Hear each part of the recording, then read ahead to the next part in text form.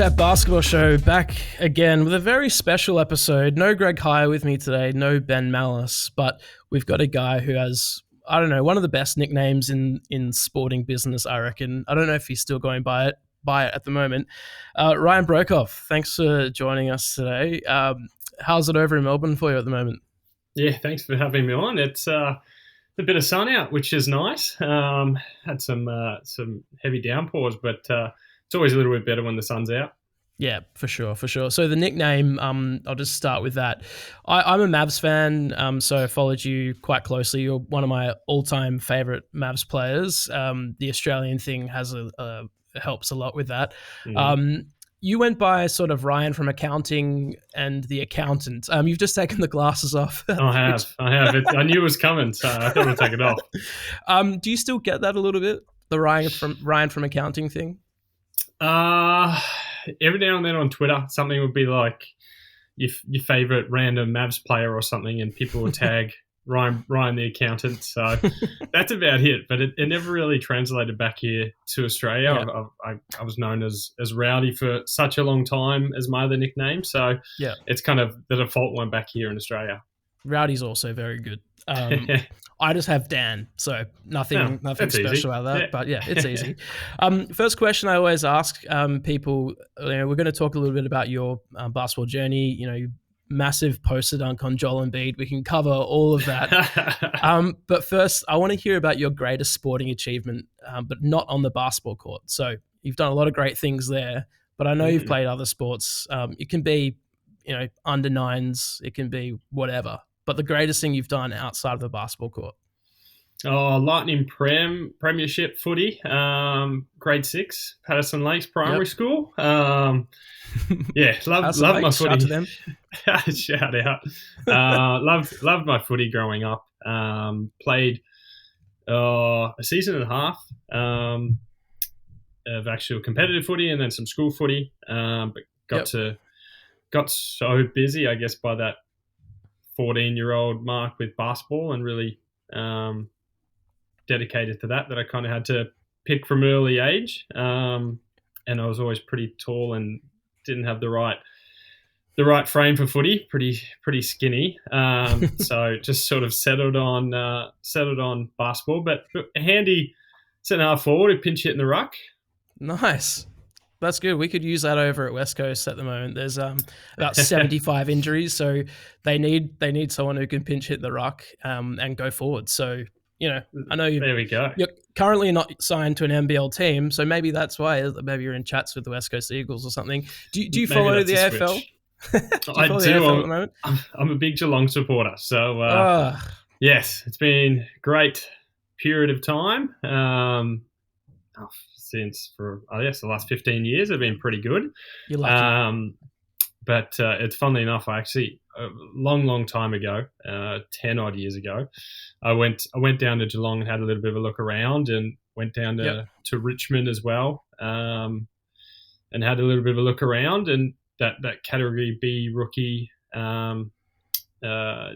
contract that you can kind of sign if you haven't played competitive footy. So there was a period of time where I thought maybe coming back and making the switch. I was in college still at the time, but very happy that I didn't take that any further.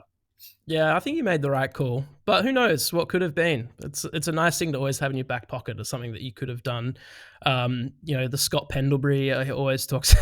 People always talk about him playing basketball and footy. You don't hear it very often, do you? Let's talk a bit about some NBA stuff that's going on at the moment. I like to just cover a little bit of news. So obviously at the moment the playoffs are happening. Are you supporting a team? You played at the Mavs in Philly. Do you have there's no Mavs in the playoffs, but are you backing in Philly? I was watching Philly earlier today. And they were a bit slow in the first half, but I had to sneak away and do some other work stuff and saw the score. So they obviously turned around in the second half, but they're going to be tough to beat out in the East. I think between them, Boston, Milwaukee is sort of coming out of that side, and the West may be a little bit more open. But yeah, if you're going to follow anyone, I guess Philly for my very, very, very short stint with them. It Still still counts. counts. You played more games for Philly than I did, so I actually didn't play any counts. games. I actually didn't What, play did any you not? games. No, because I signed to go to the bubble, Oh, of course. and then my wife, who has some medical conditions, came down with COVID during sort of that early Right. period where we So it didn't was know. chaos. Yeah, basically. So we had a 6-month-old child at the time, and Yeah. wife got somewhat ill, but not crazy ill. But I think it was two days before the team was supposed to leave. So I had to pull Right. out and then try Yep. to rejoin the team after a while, but they weren't really letting players in. So unfortunately, Yeah, never actually pulled on a game day jersey, but was Yeah. on their roster for a little bit. You put on the media day jersey, so you had the team photo, obviously. And looked good in it too. Yeah, the Yeah. red, white, and blue looked good. So you're over on the East. You said Milwaukee, Philly, and Boston. Is there a team that you went for as a kid in the It's NBA? funnily enough, it was Dallas. Right. I was a huge Dirk Nowitzki fan, and Yeah. I used to grow up going to a mate's house who had Foxtel, and we used to play the NBA games. We used to watch the basketball because I think it used to come on Saturdays or Sundays on the weekend. And he was a big Spurs fan, and there seemed to be a lot of games of those two teams playing, and just really loved Dirk and the way he went about it, and obviously his shooting was something that I was drawn to. So yeah, I was very lucky enough to for all to come full circle and to be able to play with my idol for a year and still be in touch, and the team that I followed growing up. That's awesome. I think we had a similar way of following the team. My parents had Foxtel, and I caught like one or two games. But my guy was Desanya Diop.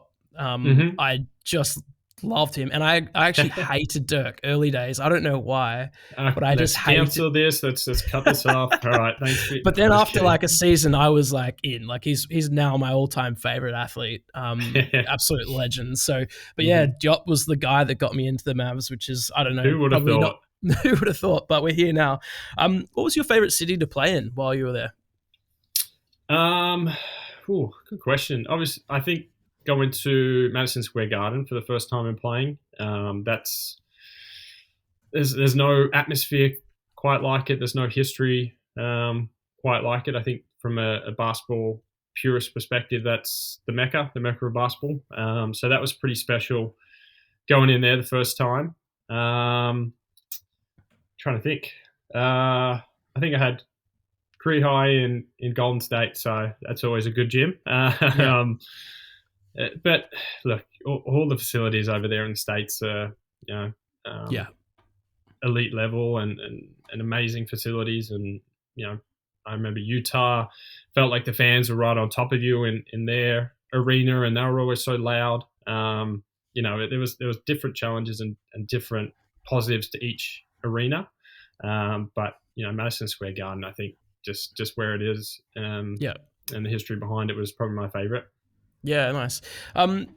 Let's just chat some NBL stuff before we dive a bit into what your career.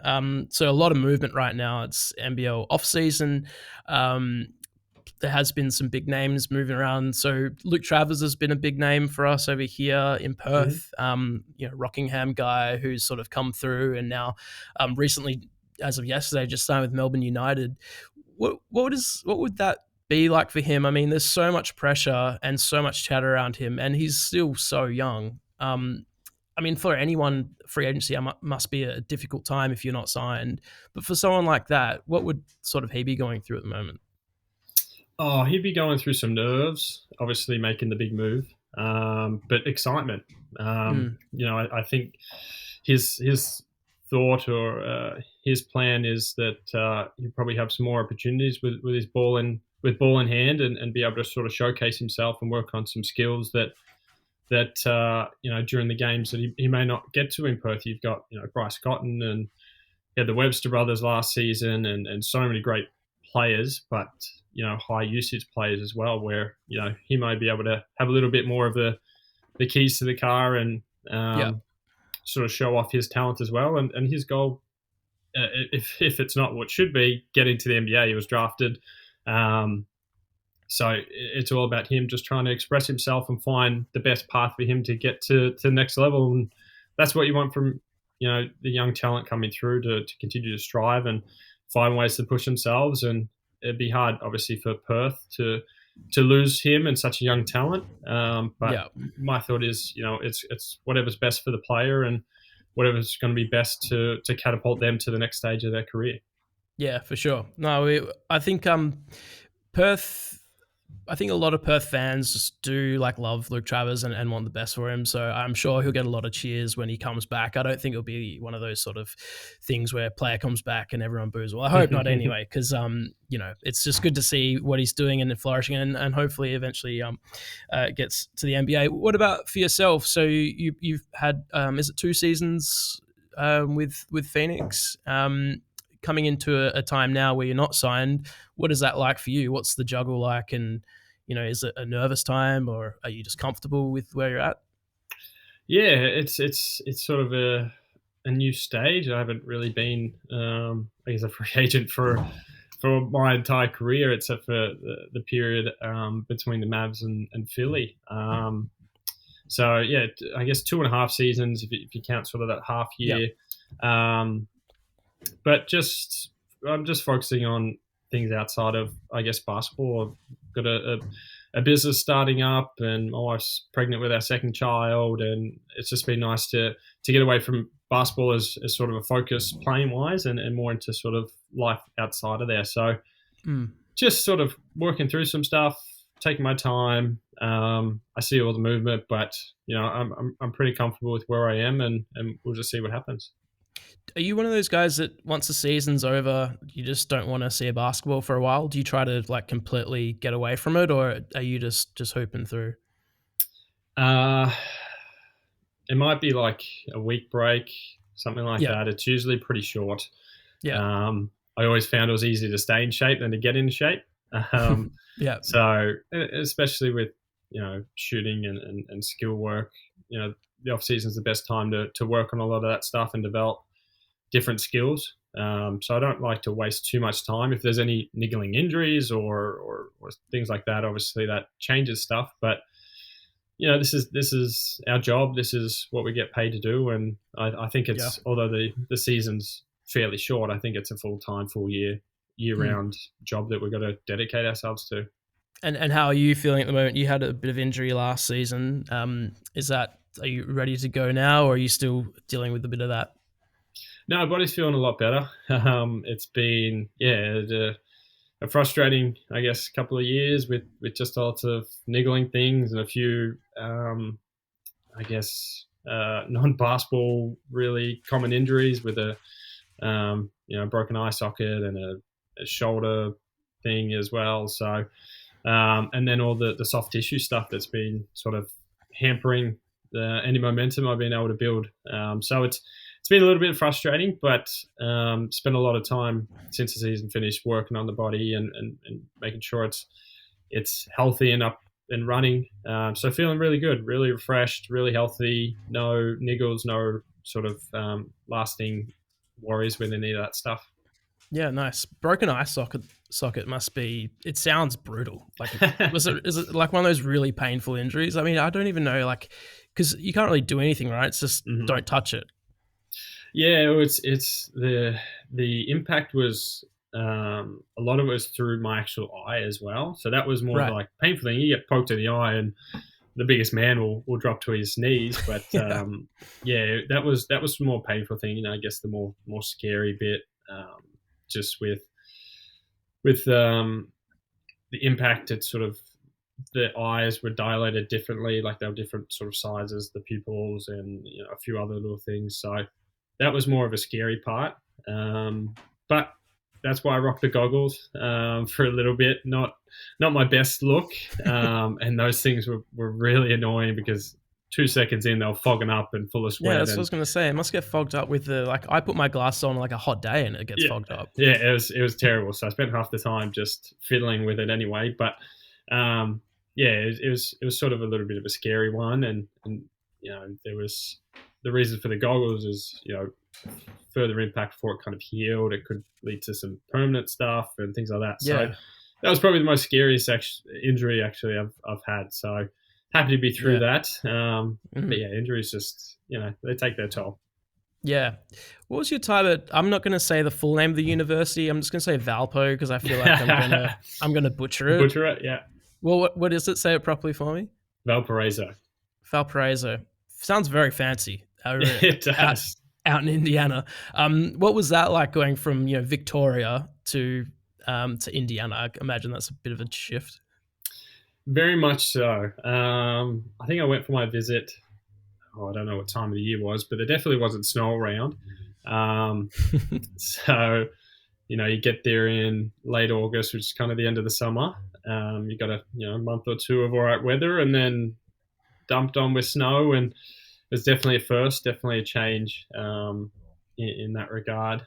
But amazing time. I was very fortunate to have really great teammates and really good support over there with making friends.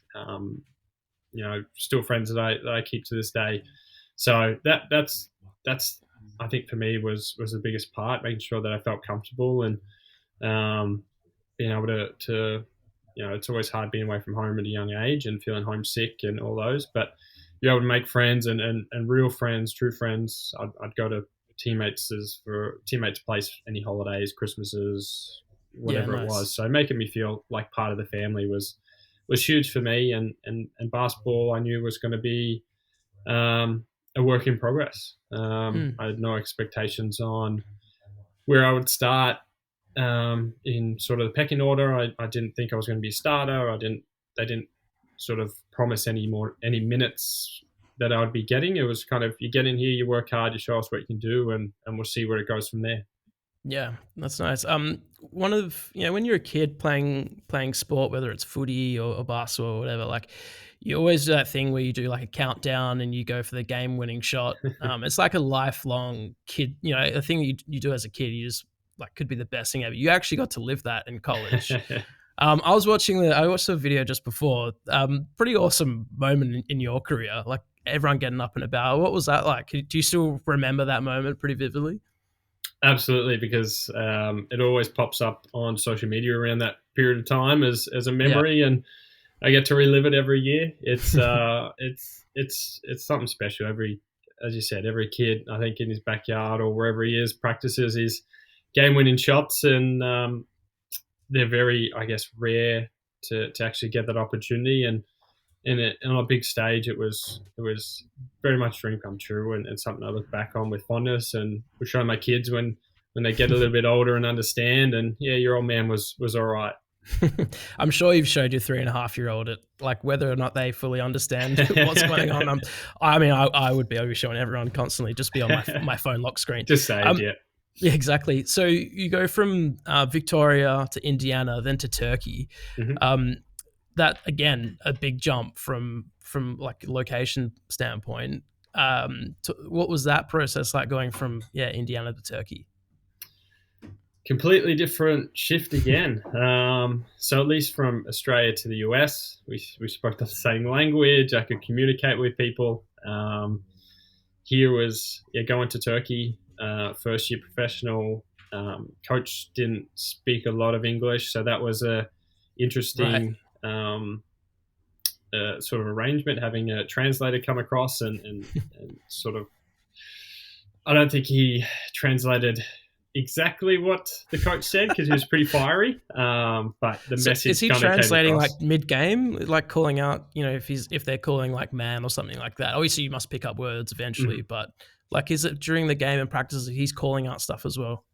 Oh, we're lucky. A lot of our offensive sets were pretty easy. It was like 1, 2, 3, 4, 5. I think they were, or something like that. Like it was pretty small playbook. But when we'd come off, get subbed off if we did something good, we did something bad, the head coach would be there and the translator would be right next to him, who was an assistant coach. So we knew basketball. It wasn't someone who was outside of basketball trying to translate.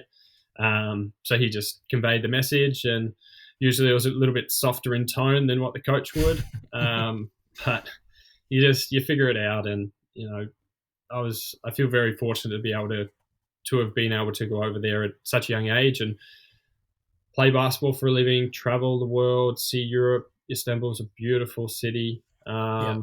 Experienced sort of a different culture, a different lifestyle.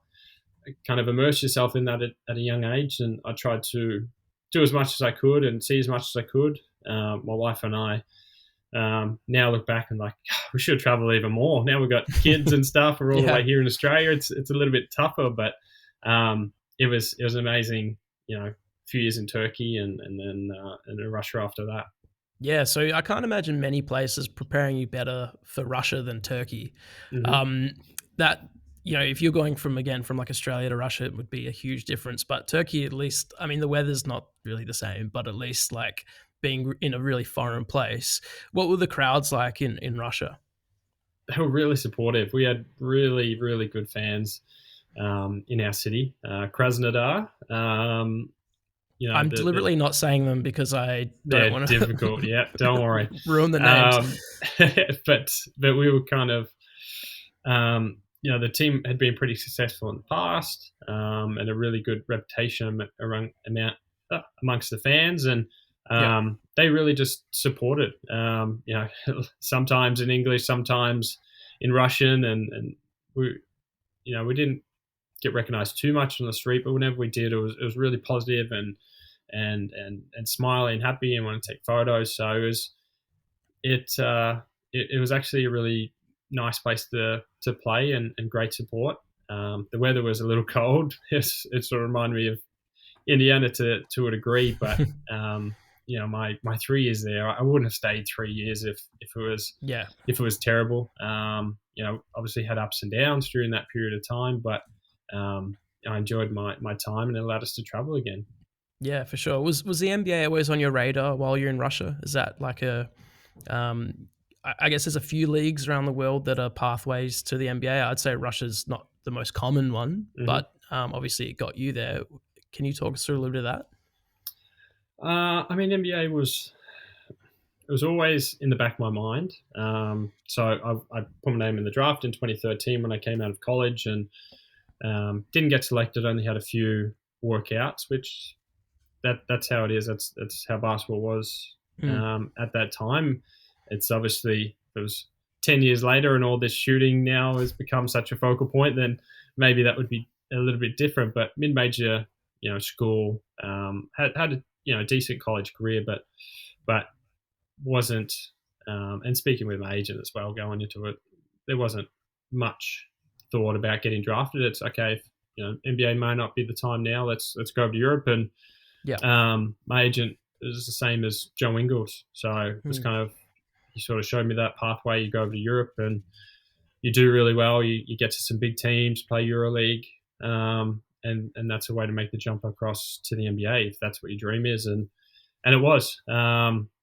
So different countries to Joe, but try to follow a similar pathway and build myself up. And going over to Russia in my first season, that was the big jump, playing EuroLeague for the first time. So they qualified, and it was, I don't know if there was a first ever season in EuroLeague, but it was the first in a while. Right. So to get that opportunity to go play the second best league in the world, it was too hard to pass up. And just sort of each year try to get a little bit better and a little bit more consistent. And my third year was obviously my best year. We were in Euro Cup at the time, which is just under EuroLeague, but had an all league season, and unfortunately broke my finger in the semi-finals as the team was on a 20-odd game win streak and broke that record. Right. And we're on our way to hopefully having a perfect season. But it was definitely a way to sort of get my face out there and get my name out there and show what I can do. Yeah, nice. So did you get a call up from the Mavs while you were playing in Russia, or do you approach them? There'd been my agent obviously takes care of a lot of that early communication with teams, and each season and off season is trying to get in their ear and send video and all that sort of stuff. So I was actually with my wife at her parents' place, I believe, in Michigan. I think we're up by the lake up there. And as we were heading there, I was finalizing a deal with Anadolu Efes, which is one of the big teams in Turkey. Right. EuroLeague team. I think they've won it a few times since then. Finalising a deal with them to go and play with them after finishing up the season in Russia, and obviously wanted to get back to EuroLeague and real strong club. So I just sort of finalised the deal with them and was about to get on a plane to go to Michigan. So it was just before that. The agent's like, oh, the Mavs have some interest. I believe they wanted to do a two-way deal at first. Yep. And the rules around two-way and guaranteed money and stuff have changed over the years since then. So I sort of went back to him. I was like, although it's a dream of mine to play in the NBA, I'm not willing to, I guess, throw away a financial security of what I've signed in Turkey and play in the second highest league. And I can always try, I guess, next year or whatever it is. So I got on the plane, went with my wife to see her parents and up by the lake, and we're relaxing, and terrible phone service up there, which didn't help. But yeah, they sort of came back and sort of said, okay, we're willing to offer you a 2-year deal on the main roster, and it was I think I was 26 or 27 at the time. It's kind of okay, let's take the chance. Let's make the most of this opportunity.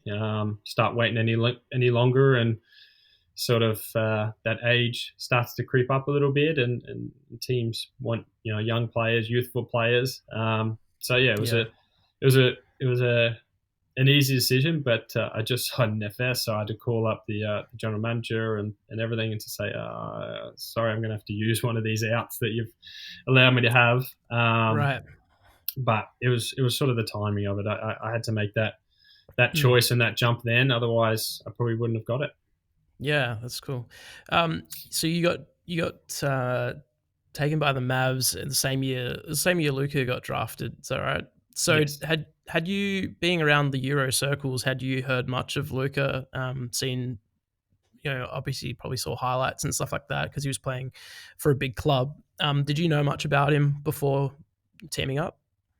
I never played against him, but watched a lot of his games. He was, best player in the court then at 17, 18. So I know there was a lot of, not criticism over in the US, but they weren't sure if he was going to be what he is, whether his game would translate to the NBA. But I was fully confident after seeing what he'd done at such a young age and how competitive and tough EuroLeague is. And I think it is a great way to prepare for the next step. And you got a lot more space in the NBA, and with his skills on the ball and being able to pass, I was like, he's gonna be pretty good. I didn't think he was going to be that good that quick, but I was like, he's going to be good. So it was awesome to see sort of him blossom, in those first couple of seasons. Do you think that his sort of really rapid rise has hurt him at all? I mean, like, he's copped a lot this season. Early days, earlier in this NBA season, a lot of people were saying like, Luka MVP favorite and stuff like that. But people became harsher and harsher as the season went on, and talking about his commitment on defense, and started to really pick apart his game, probably for the first time in his career. Is that just because he was so good so quickly that people are now trying to find things to pull him up on? Yeah, I think all the top players get looked at through a microscope and get picked apart as to what they can improve on and what what their deficiencies are.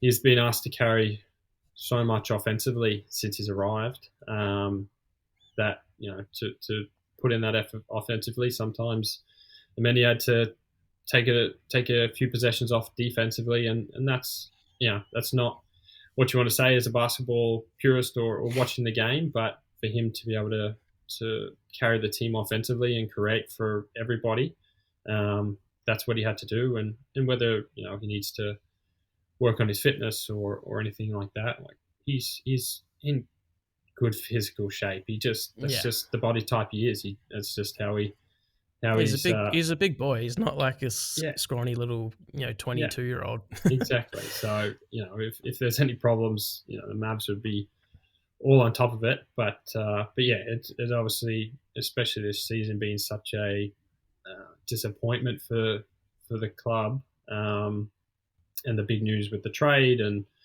just everything that went on. It all I guess falls on your superstar players.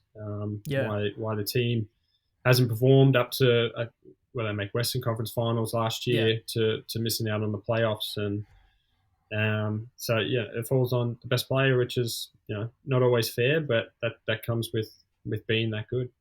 Yeah, and just as the Mavs cop a $750,000 fine for tanking at the end there, which Mm-hmm. is crazy to me because every team that wants to lose will tank. It's just that Jason Kidd had to open his mouth in a presser and say, "Yeah, we're not trying to win." But it's just funny that the Mavs copped a fine for it when a lot of teams do it. So you got to play in Dirk's final season. That just seemed like quite a ride from a fan's point of view because there was a lot of build up to that final year, and all year they were sort of celebrating him. What was it like for you being able to just be a part of that? Something I'll never forget. That whole year, especially as we got towards the end. Wherever we went, there seemed to be tribute videos. I remember Doc Rivers called a timeout. Must have been the third or fourth quarter, and just grabbed a microphone and just started talking. It was unreal. But the impact that he's had on basketball and his loyalty to the Mavs and the career he had, it's going to be hard to be matched. And he's anyone who's ever spent any time with him just knows he's such a genuine, great fella. Cares about everybody, connects with everybody. Doesn't matter if you're Mark Cuban as the owner or if you're one of the interns that are rebounding the ball. He knows people's names. He's joking with them. He's making them feel comfortable. And for your best player facing the organization to do that for as long as he has, that impact doesn't go unnoticed by everyone else. That final game was pretty special as well. A lot of guys, especially late in their career, they might check in for 7 or 8 minutes and hobble their way through it. He had a big game in his final game, and I was watching some highlights just before, and the crowd was going crazy. Again, that must have been pretty awesome to be a part of. It was, and he was definitely hobbling. He was hobbling that whole season. Yeah, he's hobbled for most of his career, if we're being honest. But yeah. It was fun to be a part of. It was just let's get him the ball, let's send him off the best way we can. Let's get give reasons for the crowd to get into it and show their appreciation and just have some fun. We weren't didn't have a great season in its entirety, but it was all about what we can do to celebrate the Mavs champ and then after the game, the tributes and the people that were there, it was special.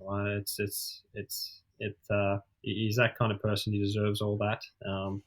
But it was special to just have a small part in that.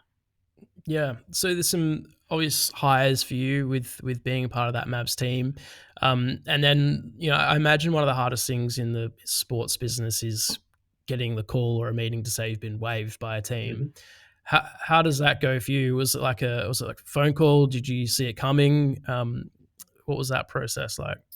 I heard some rumors that they were looking to sign Kid Gilchrist, I believe it was. Yes. But they were looking to bring him in. Sort of that second season, it started to find some form, and then I broke my leg and sort of fell out, and then starting to make my way back in. But when you're sort of on the minimum in the NBA, you as far as your salary, you're the easiest person to let go and to move and to make space. So from a business perspective, I understand it. As far as a fit for the Mavs and skill sets of the two players, I don't think either of us really worked out. But I thought having some extra shooting around Luka made some sense. But yeah, it's part of the business. It was tough because I think my mum was in town and it was after a game. Got called back into the coach's office with the GM and just broken the news. So yeah, it was a little bit emotional. You never want to sort of hear that, and at that point, you're wondering whether your time in the NBA is up, whether you're going to find your feet, whether what to do now. You've got a house and all that sort of extra stuff. And mum was in town, and that must have been a bit of a plus though, to have your mum there for that. I was lucky. I was lucky enough to get her outside of the arena before she ran in the back and had some words with people. She's pretty fiery, so just sort of collecting my things that were there, and they could see something on my face that it wasn't right. My wife and mum, and just sort of said, "Look, I'll meet you at home. Let's just kind of get out of here." And took a long way home. Just sort of drove around in my thoughts and feelings for a little bit, and just took that time to compose myself and start trying to think about what's next. And then sort of, I think I broke the news right as we were kind of getting into cars to them, and they understood, and we'll go home and we'll figure out what's next. But yeah, it was a tough moment, tough to deal with, tough to kind of be told that you're not fit, or you're not a part of this, or I guess you're not good enough, is sort of how I perceived it, and that's not always what you want to hear. Yeah, so they waived you, and they brought in Michael Gilchrist, so a guy who has a very pure shooting stroke to someone who has maybe the weirdest shooting stroke in the history of the NBA. But anyways, he obviously they had their reasons for that. You were just chatting before. You had the brief stint with Philly before the bubble, and then made your way back home playing in the NBL.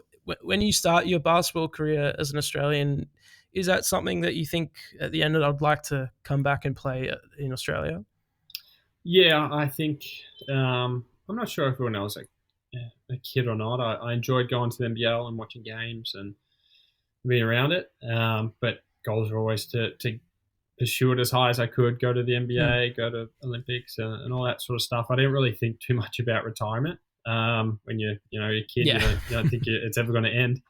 But, as basketball, my career started to progress, and, I started to look at it as having a finite time to it, that I thought it would be really sweet to be able to come back to Australia, and especially to Melbourne, and be around family and play in front of family and friends that haven't sort of seen me for the last 15 years, as far as basketball wise, and play in front of them and reconnect with them and sort of share this journey, and then probably finish up over here as well. So it'd be a nice full circle moment to be able to start and kind of finish in my home city and close to home.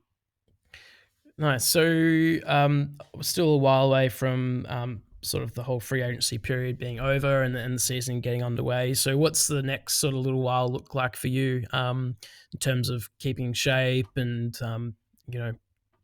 you're not currently signed, so getting interest from other teams and things like that. What does the next sort of period look like for you? Sort of leave a lot of that sort of talking to my representation. Sort of talk to him, occasionally when we need to, but it'll be focus on just making sure I'm fit and healthy. Luckily, I've partnered with David Anderson, and we're opening up a training facility, so I'll be able to find ways to get out of the house and say I'm going to work, and go play basketball and get shots up and lift weights and do what I need to do to get into the best shape I can. And other than that, focus on building the business. So hopefully we'll be open in a few weeks, and sort of just get hands on in that sort of respect, and training kids and being around that, and then kid coming in July. So exciting. trying to get the business.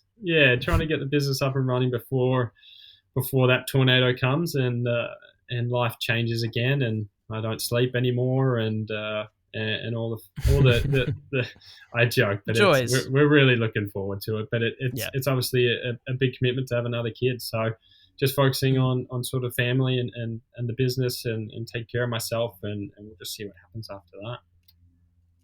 Very good. Well, I will leave you to it. It sounds like you've got a fair bit on your plate then, a fair bit to organize. Instagram's backchat_basketball, and you can email us hello@backchatpodcast.com.au. We have a new episode coming out basically every Wednesday.